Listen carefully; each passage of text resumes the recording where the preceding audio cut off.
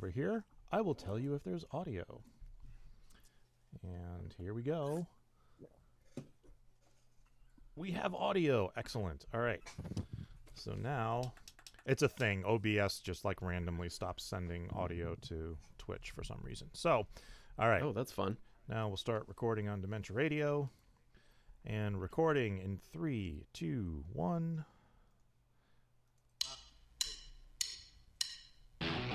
Recorded live on DementiaRadio.org, it's the Funny Music Podcast.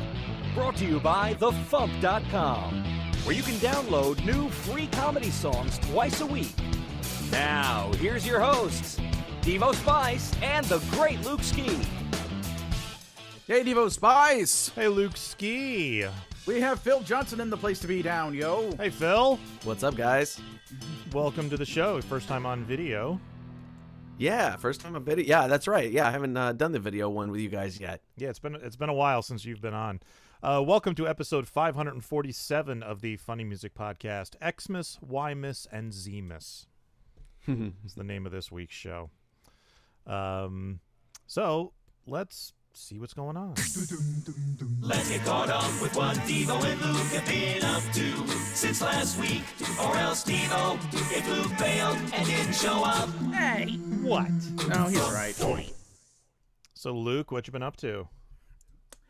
Well, I performed at the, I did two things during the Big Thanks for the Magic event, which was a live stream that was done to raise funds for the cast member pantry, which helps out many of the 28,000 or so employees that were laid off by the Disney company from the theme parks because of COVID-19.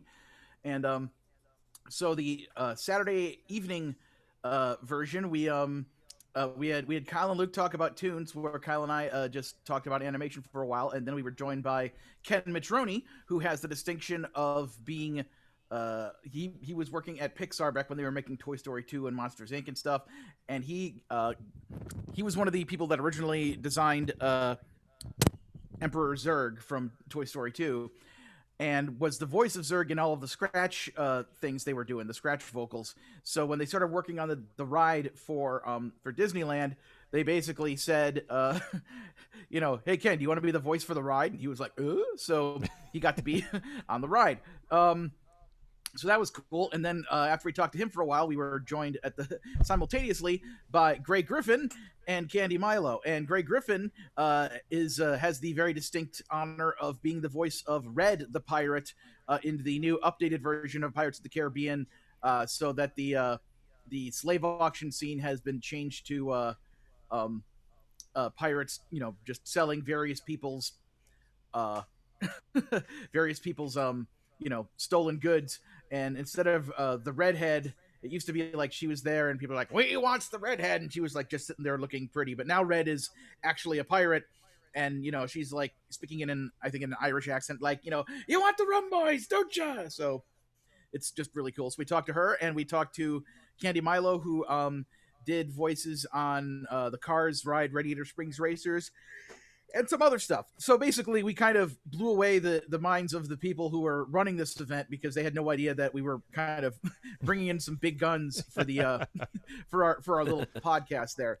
So that's going to be an episode that goes up on the 27th of December, and the video version will go up to once that date comes along, so people can either watch it or listen to it. And it was super fun. So that was the thing. Oh, and then the next day I did a concert of my own, focusing on comedy music I've done that either is about Disney properties or is parody of Disney music, etc. There was some technical difficulties, so it didn't get started quite right away on time. But I did about a good at least half hour, 35 minutes. I wasn't keeping track of how long I was performing, but it was a lot of fun. And in the end, the whole overall event that lasted 36 hours hit their goal of $5,000 in donations. Nice. It was something past that, like 5,300. So I'm so happy that they hit the goal they were shooting for. Nice. And I had every intention of tuning into all of that, and it just completely spaced. I completely forgot about it. So sorry. Yeah. it happens. But yeah, other than that, not too much else happened over the past week except me eavesdriving and getting other things finished so that I can spend the next 4 or 5 days. I had today and tomorrow off, and then I do a shift Saturday, and then I have Sunday and Monday off. Wait, do I have Tuesday off too? Let me see. Let's see. I'm working. Let's see, not working. Oh, snap. Okay, cool. That's actually more days off than I thought, which is good because the whole point is I'm going to try to knock out a more high-end animatic that I want to put on my my Facebook page. Cool. Or not my Facebook page, my portfolio page. I'm sure I'll put it up on Facebook and Twitter and everywhere else too. But it's basically like the one I did recently of the Big Bean, like that whole thing. That was just done like purely for fun because I'm like, okay, I want to do something goofy and cheer myself up, so I did that. But this one's going to be a bit more like, all right, I'm trying to impress people with this. I want somebody who works for Disney or Warner Brothers or Cartoon Network to see this and think that I'm somebody that they should hire. So I'm going to dive into that now that I've gotten a bunch of other stuff taken care of and off of my plate. What have you been up to? Mostly finishing the song that we're going to talk about later in the show. I did film a video for it. I have not had time to edit the video because I was planning to edit it over the past couple days, and so in the hopes of premiering it tonight on the show. And then yesterday I ended up working a 14-hour shift at work. Oh, man. And that triggered a migraine, which I dealt with most of today. And I haven't slept well in a couple of days. I'm freaking tired. So, yeah, it's been a rough couple of days. But the video will happen. I bought the cheapest, crappiest Mandalorian costume I could find. Set up my green screen and made an ass of myself for about an hour and a half in front of it. And, got some good footage out of it. Managed to, do the green screen effect. So I have, I took every clip that I recorded, put the green, and keyed out the green screen, put in some type of background that looked somewhat appropriate. Some of them were Star Wars, some weren't. And now I need to edit it together into the actual song, and we'll see how long that's going to take me. But now that the most of the special effects are done, I think all the special effects are done, so it shouldn't be too bad. I actually found a somebody makes a zoom background of the inside of the ship, which the name that I'm blanking on the name of the Razor ship. Crest. The Razor Crest. Thank you. So it's like from you're as if you're standing on the front of the ship looking into the window, so you see like the person is sitting there, and then Baby Yoda is in his little carrier over here, and he like peeks up over the top. It's pretty cool. So I used that as a background for one of mine. So Phil, how you doing? I'm doing, man. We're all just trying to stay afloat and just create as many things as we possibly can, right? Man, you look like you professional studio shit going on there. You got like guitars in the background and drums and like sound mufflers on the wall and stuff. I got my hot water heater back here with Stan on it. I got Mario decals on the wall. I'm surprised my furnace hasn't turned itself on. So. This is my little home behind my home. We built this studio. Actually, here's what it is. My dad used to work for Tough Sheds. And he said, look, I get one discounted Tough Shed while I work for this company. Let's build a studio. And I was like, yeah, let's do it. Nice. So this is a Tough Shed, but we finished the walls and ran electricity and did all that kind of stuff. And but yeah, it makes for a nice studio. That's fantastic. If I were in a more expensive city, I could probably rent this out for a lot of money. But yeah, here I get to just play my music. So it's a lot of fun. It's a nice place to get away and just have a nice creative space to work in. Yeah, a little home away from home. I'd love to have something like that for myself. The best I have is this room in the basement where I can close the door and keep the rest of the people out for until they remember they know how to open doors. Keeps the dog out at least. He doesn't have opposable thumbs. Right. So what you been up to, man? Just work. I put out a new comedy special, I don't know, 3 weeks ago, something like that. It's called Burning Sensation, and we finished filming that just before everything locked down. Like end of February is when we finished filming it. Wow. And so I've spent the last however many months since then doing all the editing and color correction and sound and, you know, putting everything together to finally get that released. Where'd you release that? Is that a DVD or is that on YouTube or what? It's available on my website right now, philjohnsоncomedy.com. It's going to go out wider, but right now it's only on my website. DVD, Blu-ray, audio CD, streaming video, streaming audio, and downloads. And the audio is on all like Spotify, all the audio streaming sites and things like that. So if there's a format you want it in, it's available in that format. We filmed it in 4K, although all the releases are only 1080 right now. But I future-proofed it with 4K, and I'm looking at some options for releasing it that way. But it's exciting because this was the longest show that it took me to write. It took me 5 years to write this show, which is why I have not given you guys a song in quite a while, because I was working on the stand-up stuff that was really giving me some trouble and pissing people off as I was on the road performing it, and I had to figure out how to make that stop happening and get them to laugh instead. So I got that accomplished, and now it's out.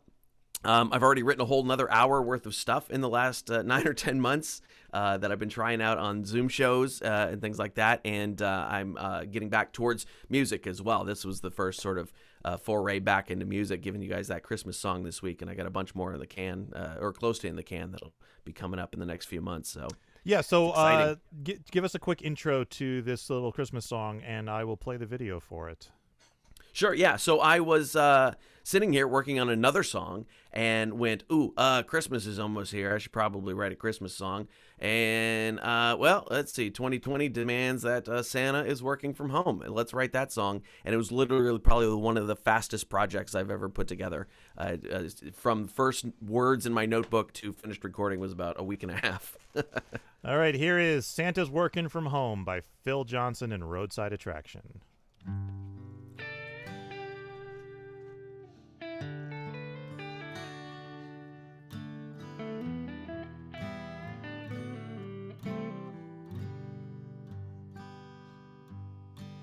Workshop is dark, the elves have been furloughed, the ribbons and bows have been outsourced to an Amazon center in New Mexico. And now he's looking at his list, checking it twice, but he already knows who's been naughty and nice, 'cause he got a TV and cable news. Might change your Santa suit from red to blue. No cookies and milk, no Christmas trees all aglow. 'Cause it's 2020 and Santa's working from home.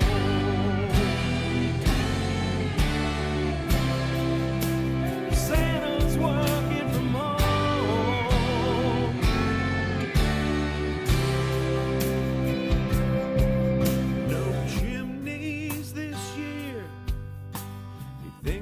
Just as well, with all that damn delivery food, his pants don't fit 'cause his waist is swell. But who needs pants in the dining room when you talk with toy execs on yet another Zoom? He still talks with kids, just not at the mall, playing Fortnite where he kills them all. No stockings to fill, no drop-ins to say shalom. Getting cotton swabs jammed up inside his dome. 'Cause it's 2020 and Santa's working from home.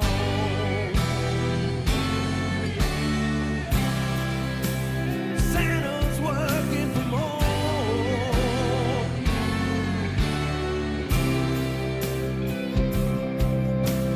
Back in February, it was all a bit less scary, but pyrocumulonimbus ain't no joke.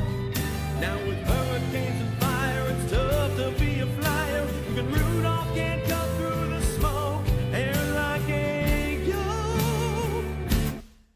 So now we're sitting at home, taking hits off his flask, sending tweets to the people on his naughty list, saying wear a goddamn mask. But it's a little different story for Mrs. Claus, taking online classes in finance law.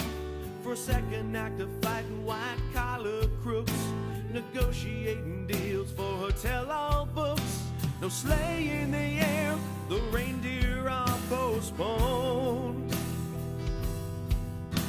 No kissing on your mommy under the mistletoe. Because it's 2020 and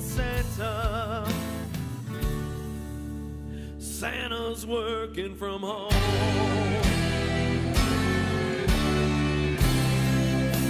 Santa's working from home.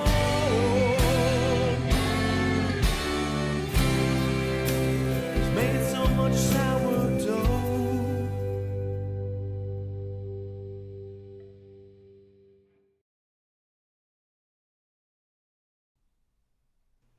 All right, very nice. Thank you. I managed to squeeze the word pyrocumulonimbus into a song. I'm pretty proud of myself I'm on impressed, that one. yes. I personally love the wear a goddamn mask line. That was pretty funny. So is that you in the video as Santa Claus? It is, yes. Yeah, that is me in the outfit, and the inside of my house is standing in for Santa's North Pole abode on that one. But yeah, my girlfriend helped me. She was behind the camera for all that, and Nice.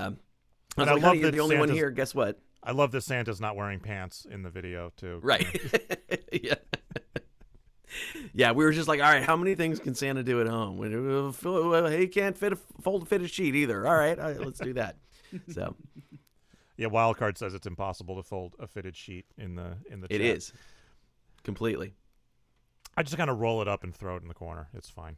It works. Yeah, that's what I do too, and it drives my girlfriend crazy because she kind of knows how to do it, and she's always like, I'll do it. And I'm like, no, and I just throw it in the corner. She just, and then she goes and refolds it an hour later. So is this song part of your new special or not? No, it's not in the special. Okay. This came out. This came after I hadn't even written it until a few weeks ago. I guess I wrote it about 6 weeks ago. But yeah, it just kind of that was, throw something in my notebook and go, oh, that was kind of cool. And as I was recording it, I was like, I think I'm ripping somebody off here with this song. I can't figure out what it is. And then I played it for my girlfriend, and she goes, "Oh, it sounds like that Shannon Kerfman song," because she only knows the cover versions of things. Okay. And I was like, "No, wait, it's The Wait by the band. That's who I'm kind of ripping off in this one with that chorus." And I actually had to switch a couple of the chord changes around so it wasn't blatantly ripping off the band. I swear, I got myself far enough away from a copyright strike where it'll be okay and That's still good. be reminiscent of The Wait. But yeah, she said, "Oh, it sounds like that Shannon Kerfman song." I was like, "No, that's the cover." I wouldn't. And have Bob Dylan noticed. just sold the rights to that song actually to Warner Brothers. He owns that one. Oh wow. I thought you were gonna say the Power Salad song that's up on the FuMP, which is Santa's gonna telecommute this Christmas. Oh, Yeah. okay. I was looking for it and I couldn't find it on there when I went to look the other day, so I have to listen to it again. Yeah. But yeah, It's a And same idea, very different sound. sure. yeah, Dr. Demento played a new version of that song, but it is now being billed as being by BS de Resistance. So That was apparently, I believe, Dr. Demento's error when he announced it on the show, because when Jeff sent around the playlist, it says it's by Power Salad, I believe. I think he said it was corrected. I knew I wasn't going to be the only person to have that idea this season, so I was expecting it. Yeah, it's fine. We're allowed to have the same idea multiple times. It's fine. Oh yeah. So tell us about the special. Oh, it's okay. So it's called Burning Sensation. It took me a long time to write because there's a lot of social commentary in it where I make jokes that sound like they're about other people when they're actually about my people. But people get nervous when I mention Asian people or black people because they think I'm going to make fun of them, and I'm not. I'm actually making fun of me in context. And so it was a show that took a long time to get right. And it made a lot of people mad along the way, and I finally figured out how to word it correctly and make them pay attention to the actual joke instead of the words, and it worked out. And so it was I knew I was doing it right because Asian people and black people, the people that were the subject of the jokes would come up to me after and go, "Thank you. The way you did that was the way it should be done." And they weren't offended. It was the white people who would get scared and offended for them. Yes. Because I said I have an Asian something girlfriend. that pisses me the hell off to no end is when white people get offended on behalf of some other community that they don't speak for, Yes. Yeah. That makes me angry too. One of the best ones I saw, I was playing a show in Oakland one night, and one of the comics was a gay black guy, and that is pertinent to the story. And he was telling jokes about being a gay black guy. And a lady who was neither gay nor black nor man walked up to him after and said, "You can't be talking about those things on stage." And he said, "Why?" She said, "Because you just can't." He said, "But I'm black and gay." And she's like, "You just can't talk about them." And he was like, and she was pissed. She was irate. And I was like, that was the epitome of that kind of thing happening. But I saw it a lot, and I saw people that would laugh at the jokes for the wrong reasons, which was weird. So I had to figure out how to get that to stop happening too. And then, so once I finally got the show right, and then I was sick of the material, that's when I want to film a show, is when I don't want to do the material anymore. Right. And so we filmed 2 shows in San Diego last August that were some of the best shows I've ever had. Just absolutely over the top, nearly perfect shows. And the sound guy screwed up his job, and we had absolutely unusable audio. I remember distorted. hearing about that. Yes, I was very upset for you. Oh, it was horrible. It was horrible. And so we regrouped, and a buddy of mine who works in the film community here, he just sort of jumped on board. He was like, "I'm going to help you with this, and you can't say no." And he found me camera guys, and he and I produced the special together. We ended up shooting at 3 different venues, and we used 2 of them for the actual special. So we have Art Boutique in San Jose, Sally Tomatoes in Roner Park. And then there is a little bit of footage from DNA's Comedy Lab in Santa Cruz too. And I just sort of cut back and forth between the 2 shows with the idea of, here's the thing. They always, film 2 or 3 shows and then clip together the best parts. Mm-hmm. I'm just going to avoid the illusion of that. We're just going to clip back and forth between 2 different venues so you can see kind of what it's like in the trenches out where I'm playing, And so the shows were really fun, and it's a little bit different, and there's some interstitial stuff in there. And I'm so glad the project is done, because I'm tired of staring at my own face on a monitor every day. So you just jump from one stage to the other and back? Yeah. So it'll be and it ended up being about 50-50 between the 2 venues. And so here's a bit from this venue, and it'll be a full 6, 7, 8 minute bit in this venue, and then we go to the next venue and do 6, 7, 8 minutes there, and then go back and forth between those 2. So it's not like quick cuts. Veer Das did a special like that. That was, I think it was his first Netflix special, and his 2 venues were a small club in New York and a giant arena in Mumbai, India. And so I didn't quite have that level of difference between the 2, but after seeing his special, I was like, oh, that would be a cool way to do it, where we just do away with the illusion that this is one big perfect show, and just show a little more of what's real world when you're out doing comedy on the road. Yeah, that sounds awesome. I definitely need to check that out. Yeah, I'll send it to you. Oh, awesome! Thank you. Yeah, I think I was getting super sick of it, and because I had to stare at it every day and was doing all the editing and things, and then there was a week or so when I was doing other things, and I had to go back to it to work on some captions so I can put it on Amazon later, and I was like, oh no, I still like these jokes. These are actually still decent jokes. I'm still proud of this. All right, good. Well, because usually once I'm done with something, I never ever want to hear it again. Mm-hmm. I don't know. Are you the same way when you finish a project? Yeah, sometimes. It depends on how teeth pulling it was to get it done. If it's really bad, then I just can't listen to it for a while. But then I'll go back to it, a little bit later, and then listen to it. I'm the type of person where if I can't listen to my own stuff, then I figure I'm doing something fundamentally wrong. You know what I mean?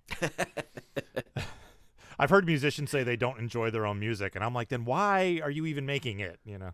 Yeah, that's true. I mean, I always write stuff that I enjoy listening to, but it's like if I had to listen to any song that many times, I wouldn't want to hear it much anymore. Yeah, is usually it. But when I revisit it later, I always go, yeah, it's all right. That's a good song. I like that one.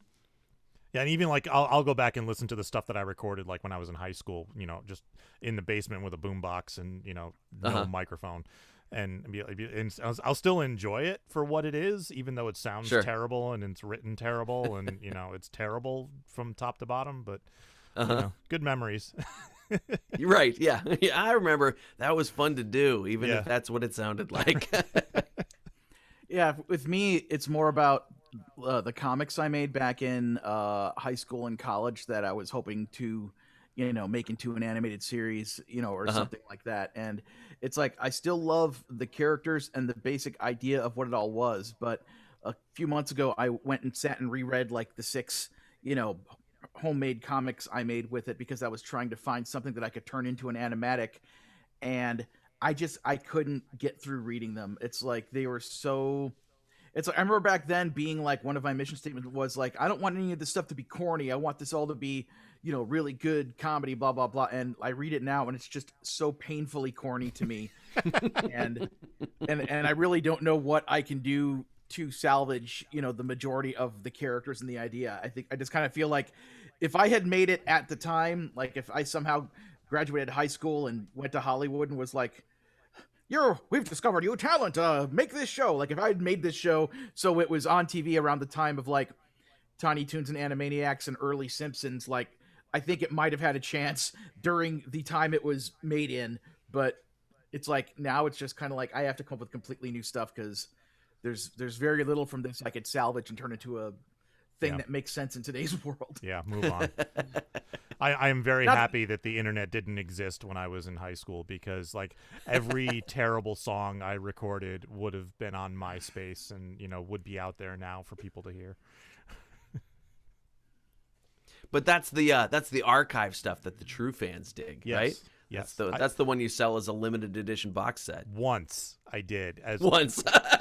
I did it as a Kickstarter reward, and I sold it for $400. And the reason I sold it for that much money was because I wanted to make sure that person knew what they were getting. Okay, this wasn't like a $10 add-on type thing where people will be like, "Sure, I'll do that," and then they get it and it's terrible. I was like, "No, this is $400, and it's like 7 albums worth of material that has never been released." And about 9/10 of it is terrible. And you're going to get all of it. And I had one person take me up on it. So there is a copy. Nice. There is a copy of all my old stuff out there. I know who has it. So yeah. You and Wu-Tang, right? The one copy of the album. Right. Yeah, after having redone I've tabulated the results. I don't know. Maybe I could announce them later during the show if we feel like it. But oh, sure, yeah. Of the new Luke Ski Top 50, and after going through it, I'm kind of thinking of like all of the albums. Like I'm looking at my Bandcamp page right now, and there's the Psycho Potpourri collection, which I might want to leave as it is, but I'm just kind of looking at What a Ripoff Volumes 1, 2, and 3, and the Because of Bob album, and maybe even Worst Tribute Ever, even though that's, songs by other people. I just kind of feel like if I could take, looking at the results of what people voted on in the top 50, I could basically take all the tracks from all of those that people still like or care about and make that one digital album and just have that, and then just like take the rest of those off of Bandcamp because I don't have CDs of them anymore. So I don't know. I just kind of feel like I want to pare it down to the stuff that is of higher quality, Yeah, it's probably a good plus idea. Plus there's some stuff on there. I mean, I'm not going to go back and, for my main albums, I don't want to go back and try to exercise any, slightly questionable material because, I don't think I ever said anything that was too heinous, but there are some things where it's like, yeah, this is, kind of out of date. This is like, yeah, I really don't necessarily want people listening to or celebrating this track anymore. So, just kind of like whittling it all down. So anyway, just thoughts. We're supposed to have those artistic mistakes out there. So when, after we're dead, they can go, well, what happened to this album? This was garbage. Everything else was great. Yes, this album was produced by, I don't know, Pee Wee Herman or something. So are you making any attempt to get your special on Netflix or any of those places? I'm just curious. Yeah, I am actually. I'm in the middle of. I wanted to do some market testing with the trailers first, and I cut a trailer that was not getting the response that I wanted, and so I'm in the middle of cutting a couple of new trailers, and I'm testing them out with Facebook ads and things like that just to see what the reaction is, and then I'm gonna go after some distribution. Netflix, I think, is probably a long shot. Yeah. But possible. I mean, the people that have watched it have been like, this really is as good as anything that's on Netflix and should be there. But Amazon Prime, at the very least, my last two are on there. And I'm going to shoot for, it'll probably end up on Tubi or, there's a few different places that it can go. But, I have to dig into the distribution part of it. It's like you finally put out the thing and then all the promotion starts and you never get away from that project for the next 6 to 8 months after that. Right. And I just want to do new stuff so bad. And I can't even go on the road to do my new stuff because we're all stuck. I know inside. we But I've been miss you doing when Zoom we're shows. reading the tour dates because Yeah. it used to be like half Phil Johnson and Roadside Attraction, and now nothing. Yeah, I have not woken up in the same room this many days in a row in 20 years at least. I wake up every morning. I'm like, here again. Okay, yeah, all right. I long to wake up and try to remember what city I'm in. I've had that happen. Well, I was performing at Icon once, which is a convention that used to take place in Long Island, and I got out there early, and I was exhausted, and I went to my hotel room. It was like Friday afternoon, and I was like, I'm going to take a nap, but I want to get over to the con for like 5 o'clock for a panel or something, so I set my alarm for 4:30. I fell asleep and was out. And then 4:30 hits and the alarm goes off. And this was the first time I had used my iPod for the alarm. So it was some weird klaxon alarm that I'd never heard before. Wakes me up and I'm like, what the hell's happening? Where am I? Why am I here? I was so confused. Yeah, yep. Oh, I miss that feeling so much. I really do. But I mean, I've been doing. Have you guys been doing like Luke? You said you were doing online performances and stuff, right? How do you like them? It's I have yet to like really have the time to figure out like what would be the optimum setup for me to do those type of shows, because Yeah. I would be interested in having such a setup, but in my current apartment living space, it's like if I was going to make the effort to do that, I'd kind of want to have it be a thing that I could set up and leave set up for the foreseeable future, so I wouldn't have to keep resetting it up every time I'm doing a show. So Sure. mainly what I've been doing is playing my background track videos on my 55-inch TV screen and then standing next to it and just, performing with the video showing next to Okay. me. What I'd really like That's cool. What I'd really like to do is I have a big actual green screen piece of fabric. It's gigantic. I'd like to iron that and put that up against a wall and like have it be hanging like a curtain, and then get some proper lighting pointed at it so that I could see if it's possible for me to play the backing track videos and have them appear like behind me so that you see me, but the video's like there, so that you're seeing the video crisp direct from the video feed instead of like a camera filming a TV screen. And when I did the other day, because I actually used my phone as the camera for Zoom, and like whenever different brightness levels appeared on the TV, like the brightness levels around the TV were like fading in and out and stuff, and it was like, wow, this looks horrible. So yeah, it's like when the quarantine first started, I actually wrote down on one of my to-do lists like the notion of Luke Ski at home concerts ? And I just never got around to figuring out how to do that as a regular thing, a priority. I've just been kind of doing things as they came along, like FuMPFest 2020 and just whatever other stuff happened. And now I'm planning for MarsCon, and as of right now, MarsCon is still listed and scheduled as being an in-person convention for March 12th through 14th, but up there in the Twin Cities where things are particularly basically like Illinois, Wisconsin, and Minnesota have just been like, it's basically the COVID capital of the planet, so Sure.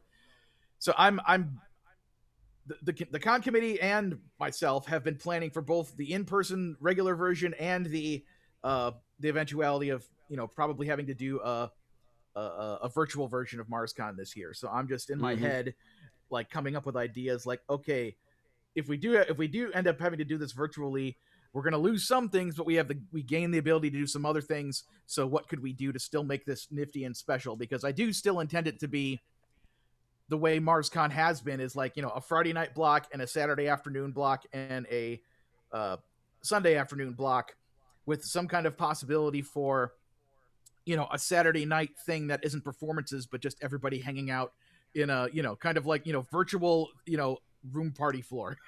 Yeah.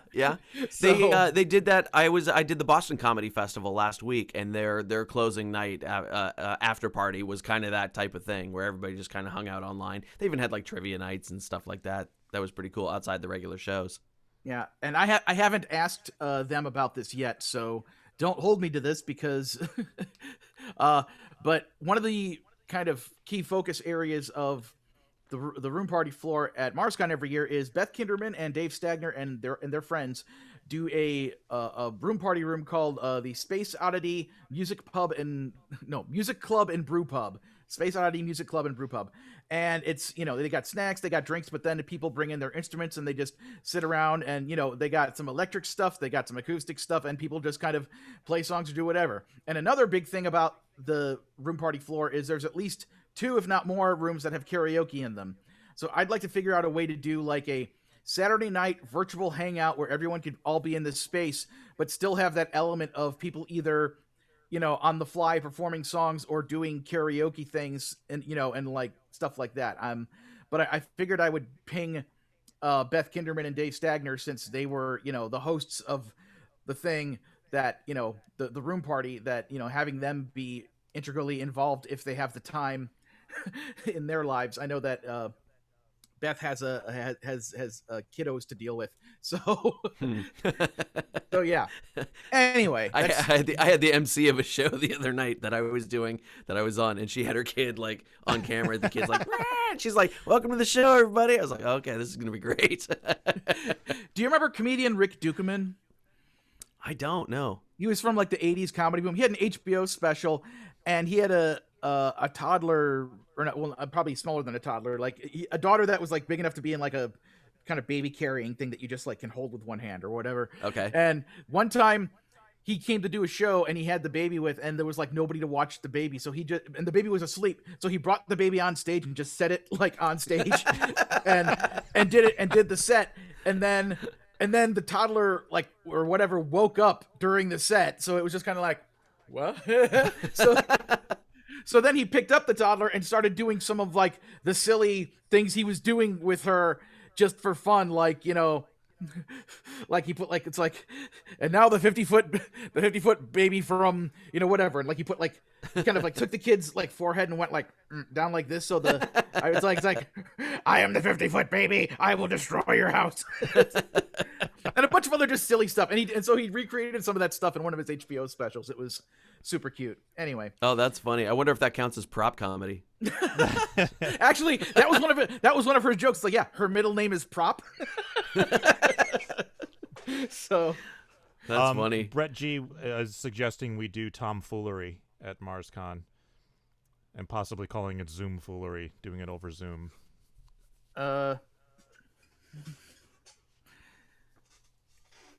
I don't know. There's a lot of things I'm trying to figure out with MarsCon. I don't want to get too far ahead of myself. Just passing on the message. Yeah, it's like, I'm not saying that's a bad idea. I'm just saying I want to figure out all the other things first, and then see like, okay, now what else could we maybe do? So yeah. But I have listened to all of the concerts from last year's MarsCon, and that's another funny thing, is the fact that the FuMPFest live album for 2020 came out so much earlier than the MarsCon 2020 album. Well, that's It's because I only had 6 hours of material to listen to. Yeah. I got through it really quick. So I've at least listened to it all, and made a list of all all everybody's set lists and stuff like that. So I got all Brett's tracks listed in there, and I'm waiting to hear from John Allen to get the primary sound files from him. I already got Byron and Chris's files. I have my own files from my Zoom H2. So once I have John Allen's files, I can start editing together this year's fundraiser album. And even if we do go virtually, there are still things that funds need to be raised for. So the fundraiser album will have a point to it, other than me wanting to keep putting out a collection every year. But it's so weird to think that MarsCon was in person this year. That was the last thing I did before lockdown. Yeah, that really? was Yeah. Yeah, in my email. So that was early March then, right? Yeah, first early weekend March? in March.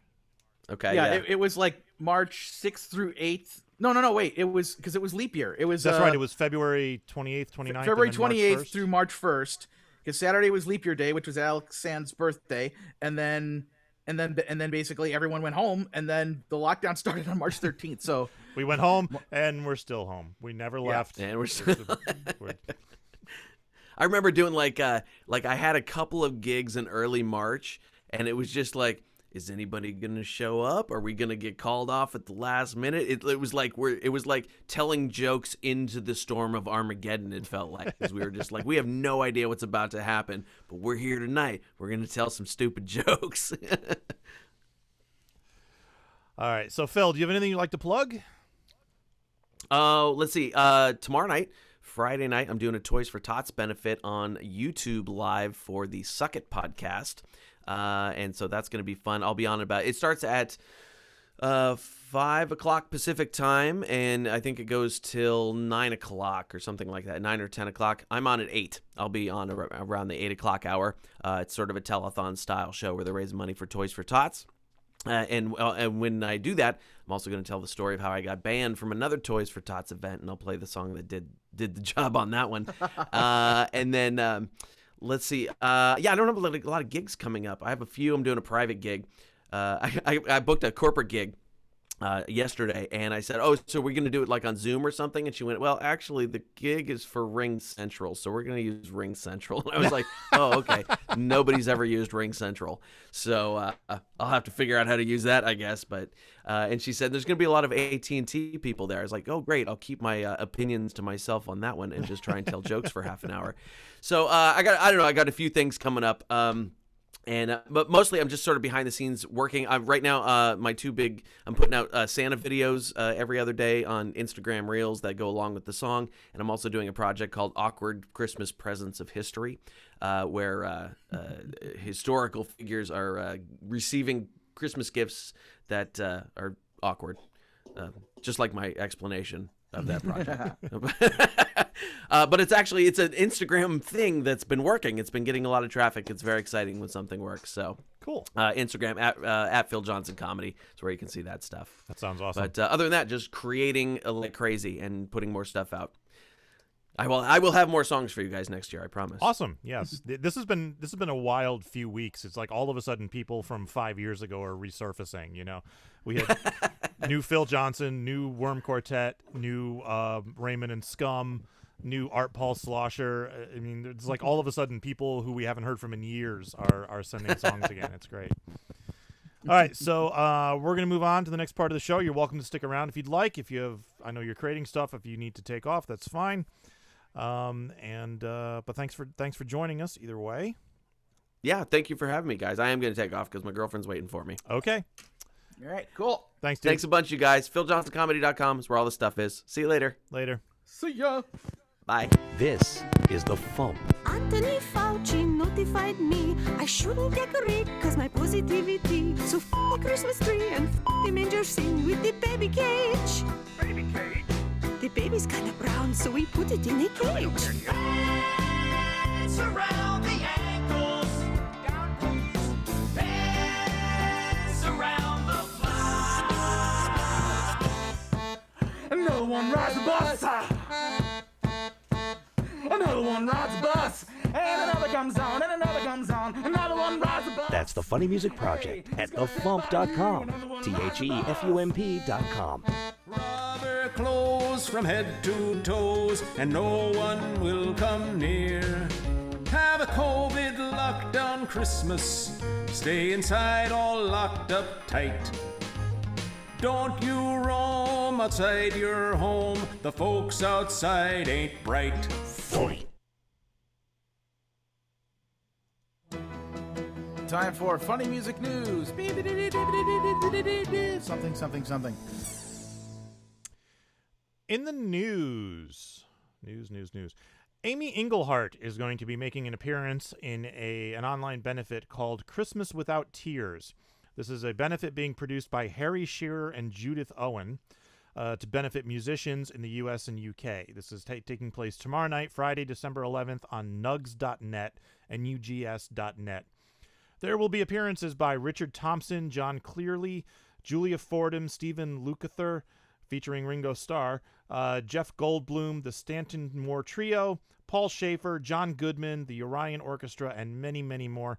Tickets are a $9.99 donation, and money will help benefit organizations including Help Musicians, New Orleans Musicians Clinic, Music Venue Trust, and the National Independent Venue Association.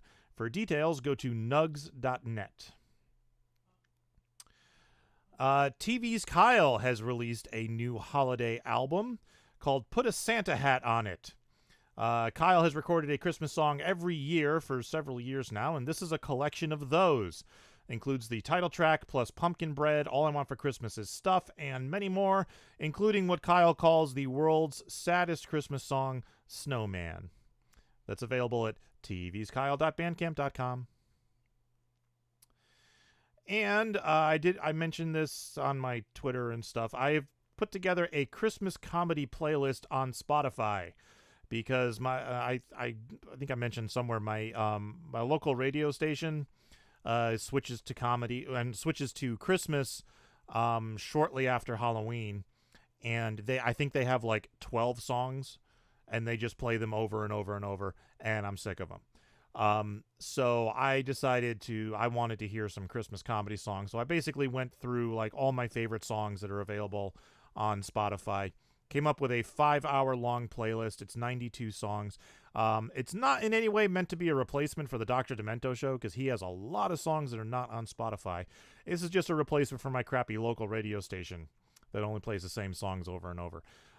So look for Christmas comedy songs on Spotify. They're not in any particular order in the playlist, so for best results, put it on shuffle. And there are some explicit songs on the playlist, just so you're aware. All right, Luke, you got anything before tour dates? Luke, you are muted. Luke, I can't hear the Luke. Wait. Sorry, my fault. Okay. Nope, nothing. I hear popping. I think it's a loose connection. Can you hear me? Okay. I hear popping, but I don't hear sound. There we go. Yeah. All right. The stuff I have, let's save till after your interview. So okay. The only tour dates we have, besides the other stuff we mentioned, is Escape from the Secret Lab and Carla Ulbrich, both happening on Fridays on YouTube. That's all that ever happens anymore. So just that's the new life. Okay, so let's get into my song then. Yay! So give us a brief introduction, Devo Spies. This is a song I wrote during FuMP last year. It's about the Disney Plus show The Mandalorian, and it's a parody of a classic hip-hop song called Method Man by Wu-Tang Clan. So here is Mandalorian by Devo Spice. From the deserts of Mandalore he comes, strikes again, Din Djarin does. With wrist rockets and jetpacks and far more dialogue than Boba Fett he has. The Mandalorian, he is. Mandalorian, Mandalorian, Mandalorian, Mandalorian. Hey, you, put down that child. You don't know me and you don't know my style. Always get my man when I come with a plan. Here I am, I'm the Mandalorian. Pew, pew, pew, from the flashes on my wrist. Unlike stormtroopers, I rarely miss. Got some Beskar paid for a favor. That stuff is impervious to lightsabers. When track my man from here to Hoth, and I don't ever take my helmet off. Style is classic, straight from the tribe. You'll be like like old man can't describe. Piss me off and watch me get wild and then go and blow everything up. Upside, downside, inside and outside, hitting you from every angle. There's no doubt I always complete my mission and have great aim with no peripheral vision. Back, now please pay for what I did. Hold up, what's gonna happen to the kid right there? I know I'm paid up and we're square, but this doesn't look like daycare. And I can't sit back and watch him get killed, so I'm about to break every rule in the guild. Coming like raw, ooh, I'll break him out. Tell me now exactly what you're gonna do about. I saved the kid from hardship, now a far trip. I'm hoping that he doesn't get car sick. What happened to my starship? Oh damn it, another chop shop on the Jawa's planet. Hey, give me that stuff back. Man, I can't believe that I got carjacked. It's a mess. All right, y'all. Karga, take flank. Doom, cover me. IG-11, protect the child. We're gonna take out Moff Gideon and all his Imperial cronies. I got a Boba Fett hat, I got myself a jetpack, and I'm about to go get lifted. Yes, I'm about to go get lifted. He's got a fast TIE fighter, he's got a new wing rider. Maybe this wasn't such a great plan. No, I don't think this was such a great plan. M-O-F-F, Moff Gideon. Haven't seen him since I was a young foundling. Zoom, he hit the ground like boom, but he made it out. I'll probably see him again. Question, what exactly is a Tusken Raider? Signed a favor by Knox, we made a trade for. Never trust a droid, I'm a firm disbeliever. Also, people don't trust them much either. Not an average Joe with an average foe, doing average jobs for average Joe. Quills and Ugnaught, a lovely old bloke who says, I have spoken. Check it, my life can be pretty hectic, but when I get a charge, I collect it. Sometimes iffy, these people are shifty. All of this for a kid who's like 50. Like Dark Helmet, who said with a cling, I can't breathe in this thing. Mandalorian, you sent for. Yes, therefore I come from Mandalore. Duh, they raised me up when I was stray. Child, I'll care for him, cause that's our way. Someone tell me why I'm inclined, and how he can move things with his mind. Meaning I'm stuck with him and have to go look till I can find his people in the phone book. But for now my honor is restored. I'm clear with the guild, kids safely aboard. So how many years will it take for me to search the galaxy for this kid's race? Well, I guess that depends on the Disney clan and just how much money they can make. So before the next season's through, you know what you are gonna have to do. Please just don't make a fuss and come join up with us and subscribe now to Disney Plus and watch the M-A-N-DeLorean, M-A-N-DeLorean, M-A-N-DeLorean. Here I am, I'm the Mandalorian. Straight from the mind of the most powerful mouse on the planet, giving you yet another service to subscribe to. And just when you thought it might actually be cheaper when you canceled cable. Ha-ha! We got you back, sucker! This is the way!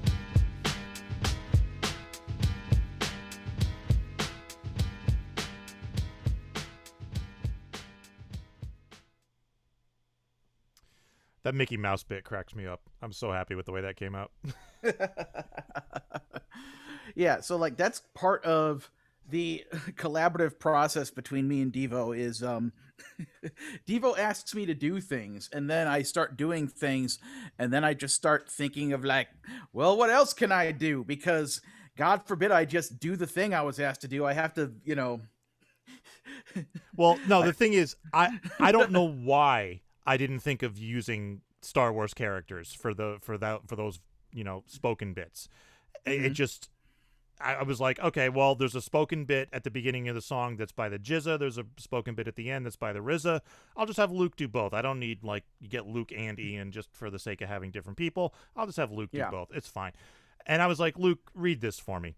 And then, so I get the recording back from Luke, and he's like, okay, now I'm going to do one as Yoda, because why not? And he starts doing it as Yoda, and I was like, holy shit, why didn't I think of this? Why? Duh. And I was like, yes, this is perfect. This is great. And then I was like, but it's not the way Yoda speaks. I need to re-script this a little bit. So then I sent it back to Luke, and it was like, okay, now read it like this. And then he did Quill for the end. Actually, he did all the characters for everything except Mickey. And then is the I have spoken in the middle? Is that me? Yes, that's you. Okay, cool. I did one as me, because I tried to mimic the super sperm, you know, line the way that Method Man does it. And it sounded okay. I can sort of do Quill's voice it's kind of rough. I have spoken, type thing. Mm-hmm. But yours just sounded better, so I was like, yeah, I'll just do Luke. So then, so it was Yoda at the beginning, Quill at the end, and then he did, Mickey. It's like, yeah, it's like I did like a couple passes as Quill, and I'm like that whole thing. It's like, haha, we got you, sucker, and I'm like, well, that should be Mickey. It's like, I was like, and that cracked me up when I heard Mickey say it. We got you back, sucker. And then I was like, oh, he didn't say this is the way. I'm like, Luke, you have to say this is the way. And I'm like, but say it like, I had sucks Quill to be say you. This is the way. So yeah, I was like, my direction to Luke was like, have Mickey saying, this is the way, as if you're saying, sucks to be you. We got you, you've subscribed again. And it was fantastic. And also, I want to say something else. I bought my roommate Erica a meal the next day. Like, I don't know if it was a lunch or a dinner, but I treated her to a meal to make up for the fact that you had said, Luke, I need these things. Okay. And then I say I was going to do them by Saturday night, and then Saturday night came and went, and I hadn't got them done. And I was like, so then I'm like, okay, I have to get this done. And then I sat down, and much like usually happens with my ADHD, when it's like, oh, I need to do this thing, and then I need to do this thing, but then there's this thing that I just invented out of nowhere that I'll which literally kept me up all night. So it was like 6 or so in the morning, and I was like, oh crap, I still need to record the thing for Devo, and I can't put it off anymore. So I pulled myself back as close to this wall as I could, because her room is over there, and I'm like, well, I'm just gonna do these bits. I'll record them real quick. And like halfway through, I don't know which take it was, I was doing stuff, but I just I'm doing the things, and I'm hearing the music, and I'm saying the lines, and I just see her kind of come out from the space that she's just kind of wearing like a bathrobe, and like I was just asleep hair, just kind of like just like, what the hell are you doing? Look on her face. She didn't say it because she saw I was recording something, and I just said, I think it's actually in the recording. I said, like, I'm recording this for Devo, and then she just went like, and like wandered off.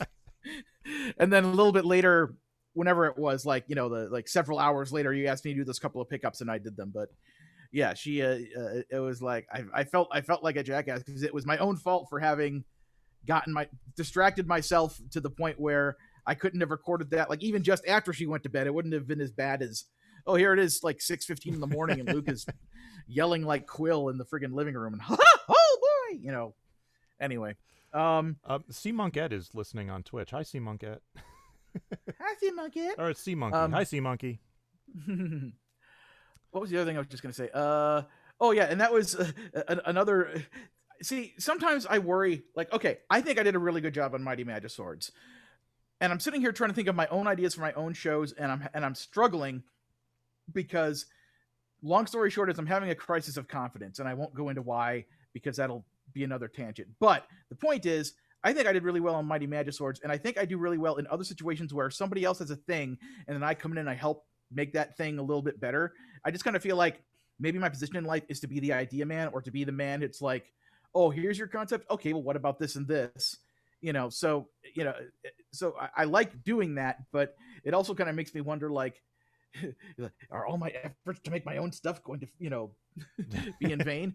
But like, when it comes to, doing stuff with you and doing stuff with other guys, I just, even like something as small as, oh, by the way, like in one of our back and forth emails, it's like, you are going to turn the W for Wu-Tang upside down into M for Mandalorian, aren't you?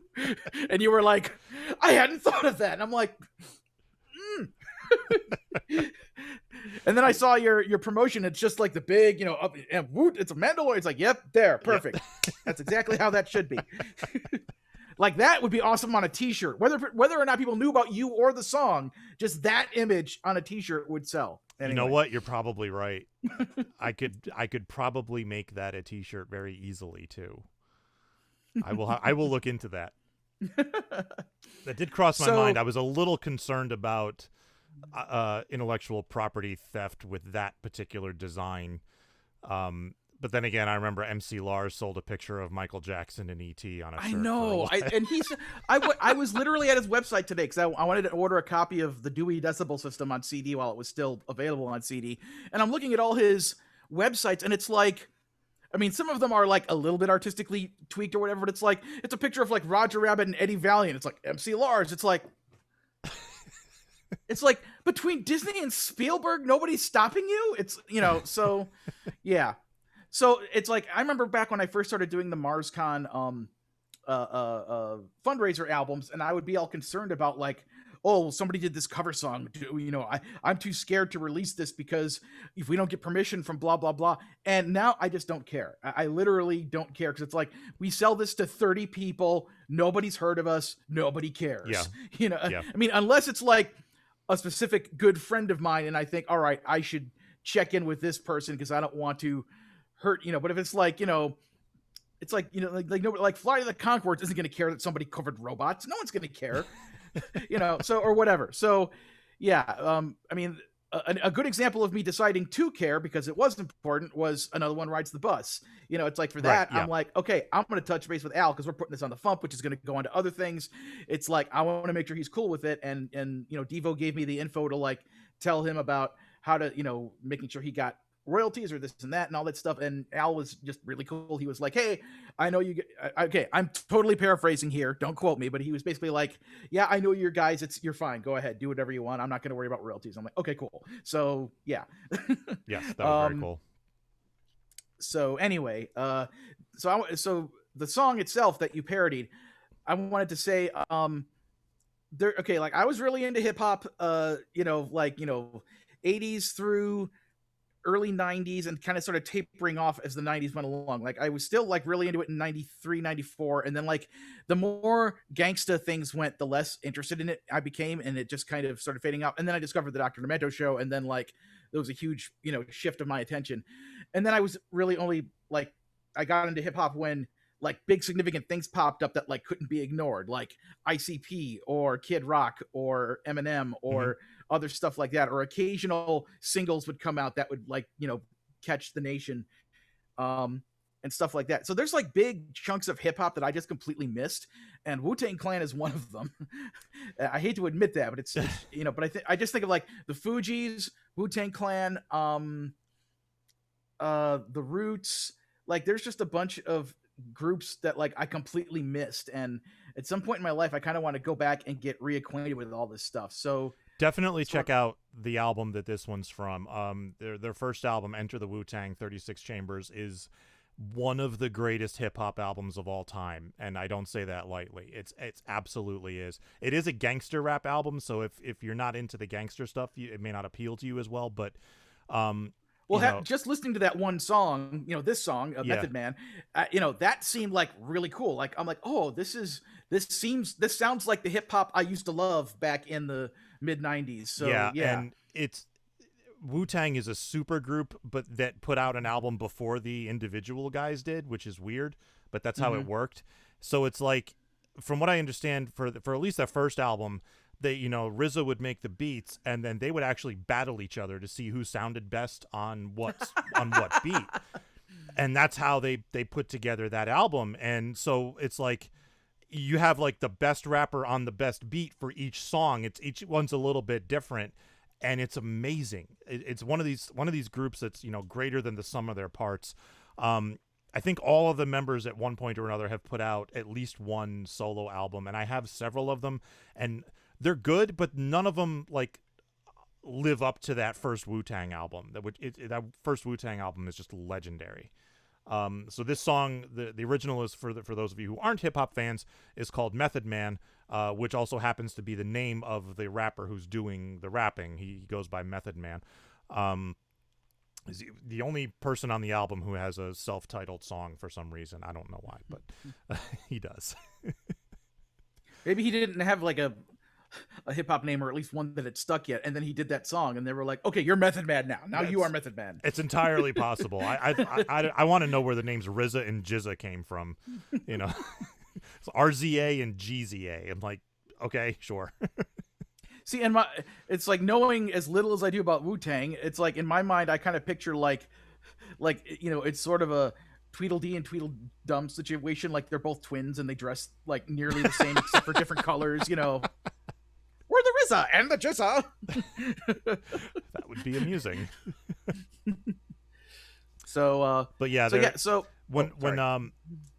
when I was working on the parody, I went and listened to, I pulled up the video of the song on YouTube, and one of the comments was, talking about the music, and he's like, a drum beat and a piano loop, and that's all it takes, and you've got a classic song. And I was like, yep, that's pretty much it. And then when I started really listening close and analyzing the music, there's a lot going on. There's like 5 or 6 like layers of drums on top of it, and they all like peek in and out here and there throughout the song. And I tried to pick up as much of it as I could, but I know I missed a couple of things. And it took me quite a bit of doing to get those piano chords right. I did reach out to Shoebox of Worm Quartet because he's got a better ear than I do, just to make sure I was playing them properly. And I was like, well, I think this is this chord, I think slightly sharp, and then this chord slightly flat. And then I realized I made the mistake of assuming the song was in any particular key. And then I went back and I'm like, no, okay, it's not flat. It's the next chord up or down. And this one's not sharp. It's the next chord up. It's a G minor, then a G sharp minor for some reason. And, but Shoebox never got back. He's like, yeah, I'll listen to it tonight. And he never got back to me. So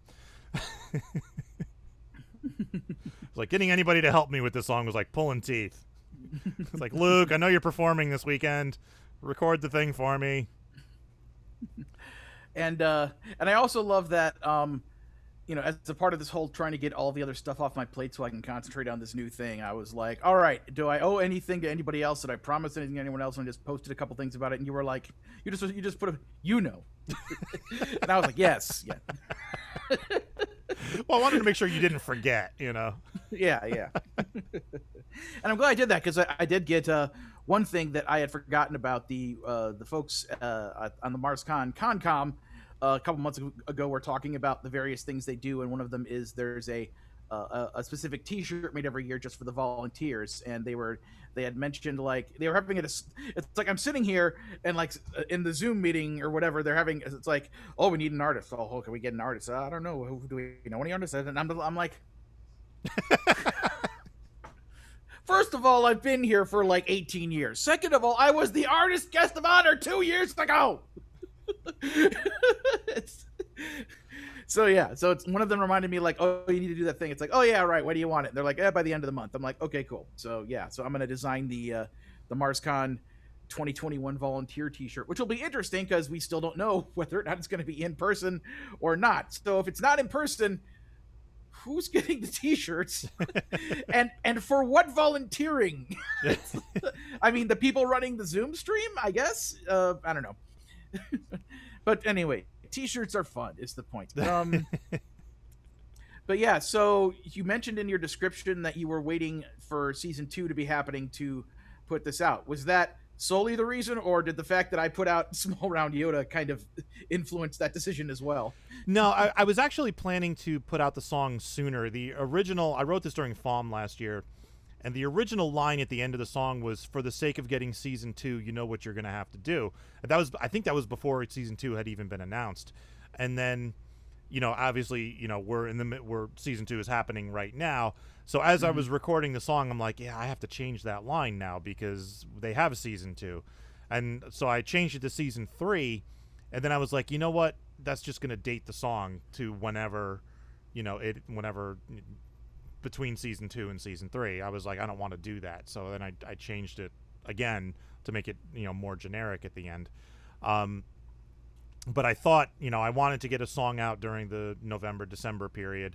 And I was like, you know what? I got all of these FuMP songs I wrote I haven't recorded yet. And I went back and looked, and I was like, oh, Mandalorian, that's happening. I'll do that one, So it was a little bit of just, me procrastinating on doing the song, and then just a little bit of a coincidence that the Mandalorian new episodes are out now, or coming out now.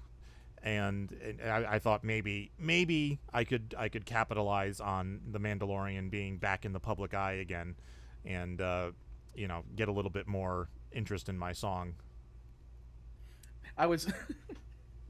So for those of you keeping track, this is the 4th song about the TV show The Mandalorian at the FuMP. We had end of 2019. We had Jeff Whitmire's. I think it's just called Mandalorian. Yes, it is. And you know how I know that? I screwed up my submission because the way the site works is each song has a short URL, and Jeff's was just the FuMP.com/Mandalorian, and this short URL is generated automatically when the artist enters a song. And I do not have any error checking in to make sure that name is already taken. So when I submitted my song, it also went /Mandalorian. And then I went back to upload the audio, and it uploaded the audio and associated it with Jeff's song. So I screwed up Jeff's submission. And then I went back to edit it, and I was like, what the hell is happening? I'm like, I know I submitted lyrics. Why doesn't this thing have lyrics? I'm like, why does it say it's by Jeff Whitmire? I was like, oh, God damn it. So then I had to go into the database and fix everything manually. So there's that. There was my song "Small Round Yoda," which premiered at MarsCon, which I believe also premiered at MarsCon, was Beth Kinderman and the player character song "Baby Yoda," which they put on the FuMP on April 14th, and now this one. So. So I think of the 4, yours is another banger. We could do the FuMP, the FuMP Mandalorian EP. that would, yeah. It's like, man, I'm so, well, I don't know. Okay, I don't want to be.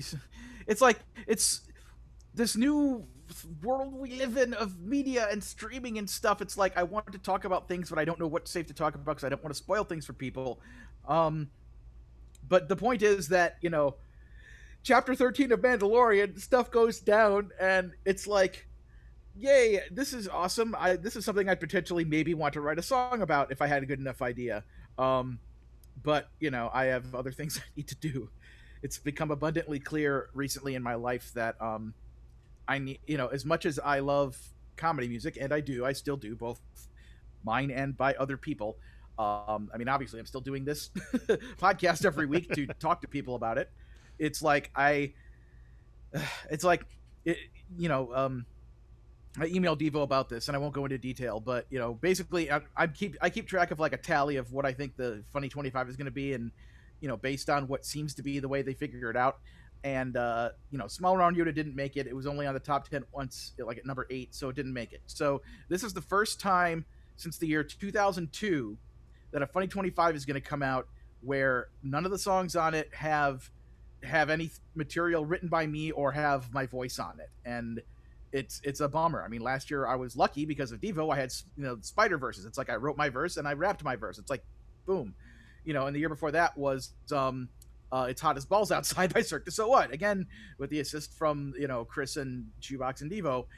And what was the year before that? Candy Bars. Yeah. Probably, so yeah, but just like it's just coming up with new comedy music that catches the groove of our fan base and of the Dr. D show has been seemingly increasingly difficult over the past few years for me, and it just kind of I miss it, and I want to get back to it. Like that whole notion of, well, anyway, I'm talking too much about myself, but yeah, it's just it's so, I'm so happy that we don't know what position it'll be at, but it's a lock that Wet Ass Pussycat is going to be on the Funny 25 and probably within like the top 5. So that makes me super Jeff happy. Morris just posted his predictions for the Funny 25, and he had it in the top 5, which I'm very happy about.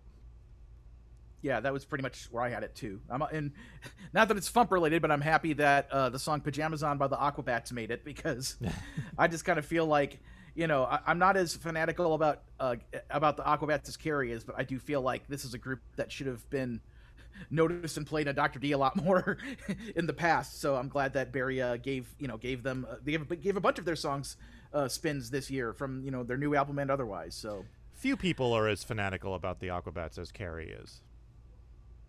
I don't know. There's other things I'm more fanatical about. So by comparison. But yeah. So anyway, yeah. So where are you at in terms of? Okay. Well, I guess it's a dumb question to ask because does putting out albums, as in like CD collections of albums, like does that really matter anymore? I'm very happy that the Anarchist joke book is a thing, and I know that I want to put out another album that's actually physically on a CD at some point when I have the time to make the rest of the songs I want to make to complete my next album. But like, do you have plans for an album, or what are you going to do? Yeah, I do want to put out a new album, and I am like tentatively hoping to have it done by FuMPFest. So there could be a new Devo Spice album by 2021, August. And it's going to depend on a lot of things. But I'm getting back into that marketing program I signed up for, and she is, gung-ho on physical merchandise and, albums, T-shirts, and related merchandise. She apparently started a side business selling candles and has done very well selling candles and stuff. So, just stuff like, but she's very gung-ho on physical merchandise and has a whole process laid out for how to, target the audience and sell to them. And I'm trying to wrap my brain around it. So, it's a long, slow process, and I have to, slog my way through it. But in the meantime, I have to actually produce the music too, and and all the songs and stuff. And what I don't want to happen, which has pretty much happened with every album I've released since the FuMP started, is to have the album be just a collection of FuMP songs with like one or two unique songs on it. I want to produce a whole shitload of songs, take the best ones, put them on the main album, and keep like half of them off of the FuMP, so that they're exclusive to the album. Or at least new to the album. I'll maybe post one or two after the album comes out. And then, the rest of the songs will go on a bonus album for people who, pre-order or something like that. I haven't decided exactly how I'm going to do that yet. What I'm thinking of doing is I have the double CD inserts, like we use for the FuMPFest CDs, the 2 CD jewel cases. I think what I'll do is if people pre-order, I'll use that and give them the physical bonus disc. And if they don't, they'll just get a single disc. So if they, just buy it later, they get the single disc. I don't know. I'm still debating. It's still early. I've only got a handful of songs. Let me pull up I actually have a Google spreadsheet called the Devo Spice Complete Discography. And it's every song I've ever recorded and released, and like what it's released on and whatnot. And I haven't updated it with The Mandalorian yet, so I need to do that. I've actually been contemplating making this, public so I can put it on, like publish it on devospice.com or something like that for people who are curious. I'm up to 118 songs, 115 since I dropped the name Sudden Death. So, How's Tickle Pfeiffer? What's Up Migraine? Hide My Boner. Grouchy Smurf Mumble Rap, Old Source Code, Rhinoceratops versus Super Puma, Everything is Canceled, Haunted by My Kid's Dead Hamster, Zoom Meeting, and Wet Ass Pussycat. And then I will add Mandalorian to that soon. So I've got 10 songs already. Probably half of those, I would say, are probably going to end up on the new album. We'll see. Cool. Oh, and then I've got guest appearances. I Will Not Sing Along, You Better Watch Out, Alfred Matthew Yankovic, and Spooky Ooky Halloween. So, and I also have a Sudden Death Complete Discography spreadsheet with another couple hundred songs on it. So yeah, is there anything else that you want to plug or talk about? Any stings? I don't think so. There will be a video for this song, as I said. I filmed it in 4K. I don't know if I can edit 4K, but we'll see. So hopefully that'll be out soon. As I said, I was hoping to premiere that tonight on the show, but yeah, it ain't gonna happen. But hopefully soon. So cool. I guess that's it. Let's do some feedback. We still have another song to go through. We do? We do. Making the internet absolutely ridiculous. Dementia Radio. www.dementiaradio.org. Port 8027. Please hang up and try again. This is the part where there's feedback. Feedback. Feedback, you know that segment of the show we do about now? Feedback. Feedback. Feedback.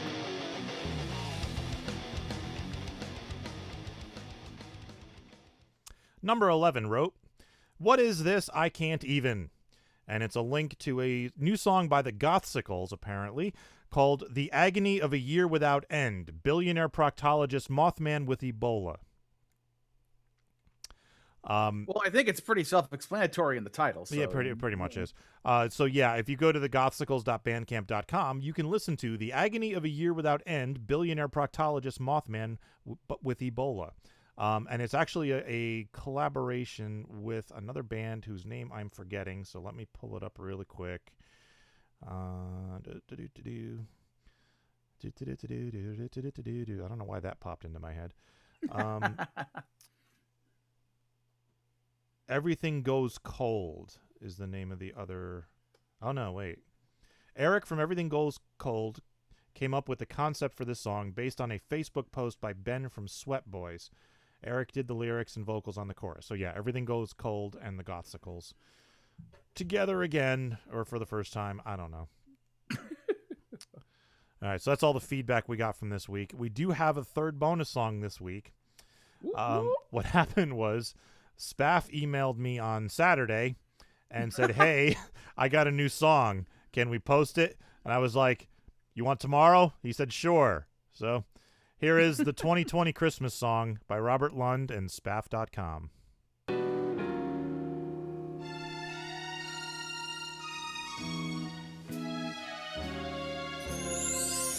Stressed nuts boasting that they'll open fire. Damp cloth slipping off your nose.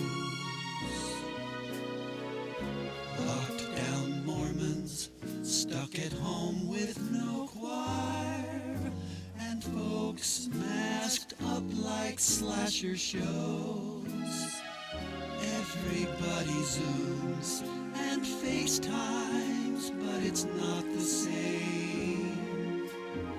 In hindsight, 2020 blue.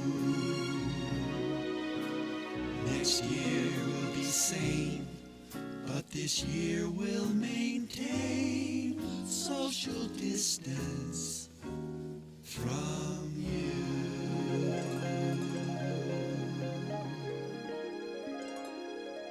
Merry Christmas. That's it. Short and sweet. No wonder I didn't notice it. You know, we have this website at thefump.com. You can go there and download free music.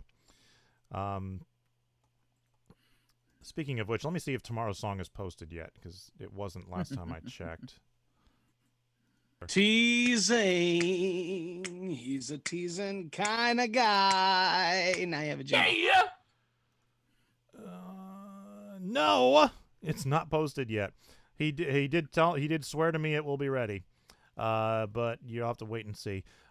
Tuesday's song is by TV's Kyle. Yay! So if tomorrow's song is by TV's Kyle, you know that Steve Goody screwed up. So. All right, so Phil Johnson is at PhilJohnsonComedy.com. Devo Spice is at DevoSpice.com. Spaff is at Spaff.com. Robert Lund is at RobertLund.com. Luke Ski is at LukeSki.com and Luke.ski and TheGreatLukeSki.com and TheGreatLuke.ski or something. I don't know. That's all we got. You got anything else? No. Let's get out of here. All right. Thank you for listening to the Funny Music Podcast. I'm Devo Spice. I'm Luke Ski. Yeah. And there was people, I guess. Thank you for listening to the Funny Music Podcast. You can listen live every Thursday night at 10 p.m. Eastern, 7 Pacific at DementiaRadio.org and join us in the chat. Or subscribe to the podcast feed. Look us up on iTunes and be sure to leave us a review. Feedback for the show can be sent to info@thefump.com.